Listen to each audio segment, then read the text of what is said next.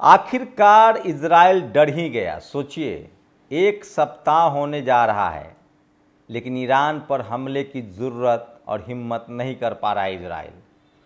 दुनिया में लोग नारा लगा रहे थे और भारत में भक्त कह रहे थे कि इजराइल सुपर पावर है, आयरन डोम रडार है, फाइटर प्लेन है, सब कुछ है। लेकिन सोचिए, ईरान के 200 रॉकेट के जवाब में इजराइल के तरफ से सिर्फ बयानबाजी हो रही है। क्या इजराइल डर गया है? क्या इजराइल को अपनी बर्बादी का एहसास हो गया है? और क्या इजराइल अब हमास और लेबनान पर हमले बंद कर देगा? नमस्कार, मैं शंभू कुमार सिंह और आप देख रहे हैं नेशनल दस्तक। क्या इजराइल अब लेबनान पर हमले बंद कर देगा? क्या इजराइल अब हमास पर हमले बंद कर देगा? और क्या ईरान के 200 रॉकेट ने वो काम कर दिया जो यूनाइटेड नेशन के 100 देशों ने नहीं किया था? जी हाँ, बिल्कुल।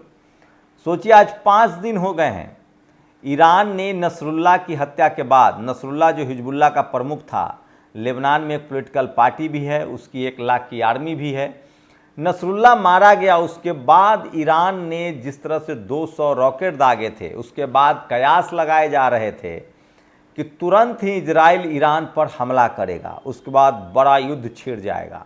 लेकिन ऐसा कुछ नहीं हुआ।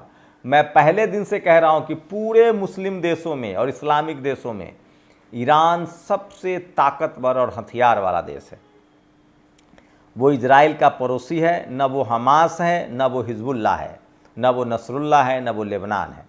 अगर हमास की बात करें, फ़िलिस्तीन की बात करें, तो फ़िलिस्तीन एक पड़ोसी देश है इजराइल का, गरीब देश है। वहाँ के लोग किसान हैं, खेती बाड़ी पर आधारित है। वहाँ न तो एयरपोर्ट है, न वहाँ कोई फैक्ट्री है, उनकी अपनी सेना भी नहीं है, उनके पास कोई जहाज़ भी नहीं है, उनके पास कोई नौसैनिक भी नहीं है। वो सब कृषक हैं, किसान हैं, फार्मर हैं, और वहाँ पढ़ाई लिखाई थोड़ा बहुत होता है, लेकिन विज्ञान नहीं है, टेक्नोलॉजी नहीं है। और जिस वजह से हमास पर हमला हुआ, हमास वहाँ कुछ इस तरह के संगठन है जिसको आप भारत सरकार आतंकी संगठन नहीं मानती है, अमेरिका आतंकी संगठन कहता है, क्योंकि वो तो आरएसएस को भी कहता है। उसका क्या करना है? जो अमेरिका को सूट नहीं करता है वो आतंकी। लेकिन भारत फिलहाल न तो तालिबान को आतंकी कहता है, न हमास को कहता है, न हिजबुल्लाह को कहता है। भक्त जरूर कहते हैं, क्योंकि भक्त जो है वो धार्मिक फोबिया से ग्रसित हैं, इस्लामिक फोबिया बोलते हैं उसको। तो हमास पर तो इजराइल ने हमला कर दिया। फ़िलिस्तीन में अभी वो जूझ रहा है, लेकिन सोचिए, अभी वो फ़िलिस्तीन पर कब्जा नहीं कर पाया है, अभी वो हमास को ख़त्म नहीं कर पाया है, क्योंकि चीन और रूस, ईरान, सीरिया, इराक और यमन जो है वो हथियारों की सप्लाई कर रहा है। ठीक वैसे ही हो रहा है जैसे यूक्रेन में रूस के साथ हो रहा है। यूक्रेन चाहता है कि रूस चाहता है कि यूक्रेन की मदद हो जाए, रूस चाहता है कि यूक्रेन की मदद अमेरिका बंद कर दे, यूरोप बंद कर दे और हम जीत जाएं। उसी तरह से इजराइल चाहता है कि सारे मुस्लिम कंट्री फ़िलिस्तीन और हमास का मदद कम बंद कर दे और हम जीत जाएं। आज मैंने एक बड़े आर्टिकल में लेख पढ़ा कि यूनाइटेड नेशन में इजराइल के खिलाफ, राम माधव का लेख है, इजराइल के, उन्होंने कहा कि इजराइल चाहता है कि युद्ध समाप्त हो लेकिन मेरी शर्तों पर, और जेलेंस्की भी चाहता है कि युद्ध समाप्त हो लेकिन मेरी शर्तों पर। तो वहाँ मामला जैसे फंसा हुआ था, यहाँ फंस गया। लेकिन इजराइल को गलतफहमी हो गई थी कि वो अजय है, विजेता है। उसने अब लेबनान पर हमला कर दिया, नसरुल्लाह को मार गिराया। नसरुल्लाह को मुस्लिम देश पसंद करते हैं, जैसे हमास को पसंद करते हैं, हथियारों की सप्लाई भी करते हैं। इसी दौरान हूती के लड़ाकों ने, जिसको हूती जो यमन के लड़ाके, उन्होंने उसके जहाज़ पर भी टांगा, उन्होंने पानी के जहाज़ को काट रखा है। लेकिन लेबनान पर हमला करने के बाद ईरान के पास कोई रास्ता नहीं था, ईरान ने हमला कर दिया।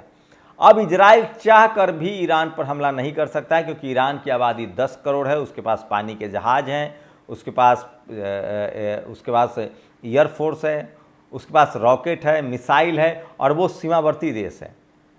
तो जो इजराइल समझ रहा था कि हम फ़िलिस्तीन पर कब्जा कर लेंगे, नसरुल्लाह पर कब्जा कर लेंगे, लेबनान को सबक सिखा देंगे, अब वो खुद जाल में फंस गया। और कोई भी तैयारी हो जाए, अमेरिका खुद जानता है कि इस युद्ध के पीछे रूस और चीन का हाथ है, और अमेरिका कभी नहीं चाहेगा कि ये युद्ध बढ़े। और अगर ये युद्ध बढ़ा तो मुस्लिम, खासकर हमास और लेबनान, उतने बर्बादी होने के लिए उनके पास कुछ नहीं है, उनका जो बर्बाद होना था हो गया है।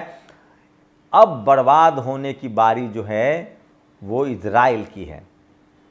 इजराइल पहले ही जानता है कि कम से कम अगर एक दो देशों को छोड़ दे अरब कंट्री में, तो बाकी देश उसके खिलाफ है। सऊदी अरब को छोड़ दे या तो सऊदी अरब जो है वो खुलकर नहीं बोल रहा है, लेकिन जब समय पड़ेगा तो सऊदी अरब के भी इजराइल के खिलाफ हो जाएगा। फिलहाल वो कुछ बोल नहीं रहा है, लेकिन कुछ 5-6 ऐसे देश हैं, चाहे वो इराक हो, सीरिया हो, उसके बाद अफ़गानिस्तान के लड़ाकों ने भी कहा था कि हम भी लड़ेंगे, उनका तो प्रोफेशनल लड़ाके हैं वो लोग, लेबनान हो, तुर्की लगातार ईरान के पक्ष में और हमास के पक्ष में बात कर रहा है। तुर्की के पास भी संसाधन है।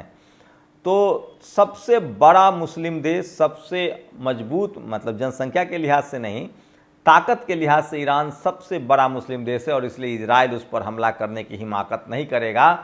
और इसलिए मैं कह रहा हूं कि अब इजराइल के पास 2 ही रास्ते हैं। ईरान लगातार इजराइल पर दबाव बना रहा है कि युद्ध समाप्त करो या हमारे लिए, हमसे लड़ने के लिए तैयार रहो। और धीरे धीरे ईरान की कोशिश है कि तमाम मुस्लिम कंट्रियों को एकजुट किया जाए। तो इजराइल अब धीरे धीरे दुनिया भर में अलग थलग पड़ता जा रहा है, और ये युद्ध में शुरू से कह रहा था कि एक न एक दिन इजराइल को मुंह की खानी पड़ेगी। और सच्चाई ये है कि अब इजराइल में भी खुद बेंजामिन नेतन्याहू का विरोध शुरू हो गया। ये युद्ध शुरू ही इसलिए हुआ था क्योंकि तेल अवीव में, जो इजराइल की राजधानी, वहाँ बेंजामिन नेतन्याहू के खिलाफ प्रदर्शन हो रहे थे, लगातार प्रदर्शन हो रहे थे। सुप्रीम कोर्ट पर ये कंट्रोल करना चाहते थे, और वहाँ चुनाव में इनको हार का डर था, और हार से बचने के लिए, सत्ता बचाने के लिए उन्हें देश के युद्ध में धकेल दिया, इमरजेंसी लगा दी ताकि जब तक युद्ध चल रहा है तब तक चुनाव ही ना हो। तो ये स्थिति है। कई इस तरह के हुक्मरान आते हैं, इसीलिए रूस इनको सीधे सीधे हिटलर कहता है, यहूदी कहता है। ईरान ने भी यही बात कही है अब, ये लोग यहूदी हैं, हिटलर के मानने वाले लोग हैं। और दुनिया भर में इजराइल की छवि धूमिल हुई है। अब इसके बाद इजराइल का जो सो कॉल्ड सुपर पावर वाली छवि थी उसको भी धक्का लगा है। हथियारों का वो सौदागर था, पूरे एशिया में अमेरिकी हथियार का वो डीलर था, उस पर भी धक्का लगा है। और धीरे धीरे दुनिया के तमाम देशों को अब समझ में आने लगा है कि हमें तकनीक आगे बढ़ाना पड़ेगा। इस युद्ध में अगर सबसे ज़्यादा फ़ायदा किसी को है तो वो रूस और चीन को है। रूस धीरे धीरे पैठ बनाने की कोशिश कर रहा है कि हम मिडिल ईस्ट में अपना पैठ बढ़ाएं, मुस्लिम कंट्री में अपना पैठ बढ़ाएं। उसके बाद रूस चाहता है कि उसका यूक्रेन से मामला निपट जाए।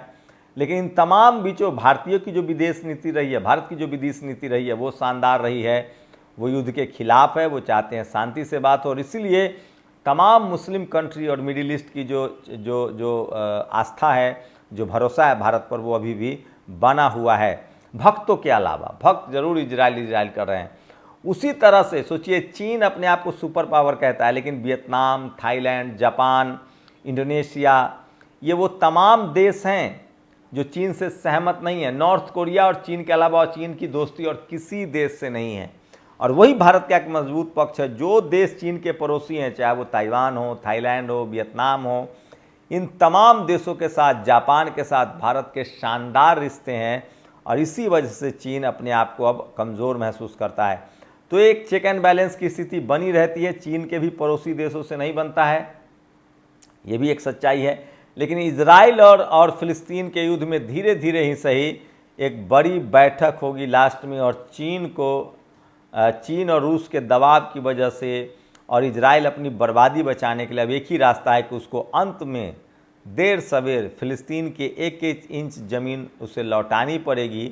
और हो सकता है कि कल के डेट में कोई बाउंड्री लाइन बने और फिलिस्तीन अब हमेशा के लिए आज़ाद हो जाए। मैं बार बार पहले दिन से कह रहा था कि ये फिलिस्तीन की आज़ादी की अंतिम लड़ाई है, और वो इसको लड़ रहा है, और ईरान उसके साथ खड़ा है। और इतने लंबे युद्ध के बाद जब इजराइल फिलिस्तीन से नहीं जीत पाया, तो लेबनान और ईरान से जीतना तो मुश्किल लग रहा है। आपकी क्या राय है? शुक्रिया। नेशनल दस्तक की आपसे गुजारिश है कि अगर इसको बचाना चाहते हैं तो नेशनल दस्तक को सब्सक्राइब करने के लिए रेड कलर के सब्सक्राइब बटन को दबाएं, फिर बेल आइकन की घंटी दबाएं। नेशनल दस्तक को बचाने के लिए बहुत ज़रूरी है कि हर खबर को शेयर करें, लाइक करें, कमेंट जरूर करें।